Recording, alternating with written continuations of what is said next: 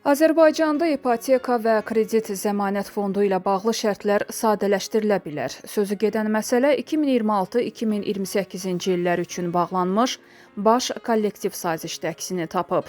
Sazişdə qeyd olunub ki, ipoteka və kredit zəmanət fondunun vəsaitləri hesabına ipoteka kreditlərinin verilməsi şərtlərinin sadələşdirilməsi ilə bağlı tədbirlər görüləcək. Fondun mənzil şərtləri ilə isə buradan tanış ola bilərsiniz. Yeni növ koronavirus infeksiyası ilə mübarizə tədbirlərində iştirak edən tibb işçilərinin əməkdaşlarına əlavələrin müddəti uzadılıb. Bu barədə Baş nazir Əli Əsədov qərar imzalayıb. Qərara əsasən bu müddət 2026-cı il iyulun 1-nədək uzadılıb. Xatırladaq ki, ötən həftə Bakı şəhər Baş Səhiyyə İdarəsinin tabeliyində yaradılmış xüsusi ambulator tibb məntəqələrində yeni növ koronavirus infeksiyasına yoluxmuş xəstələr ambulator poliklinik yardım göstərən tibb işçilərinin əməkdaşlarına verilən əlavənin müddəti də iyulun 1-nədək uzadılmışdı.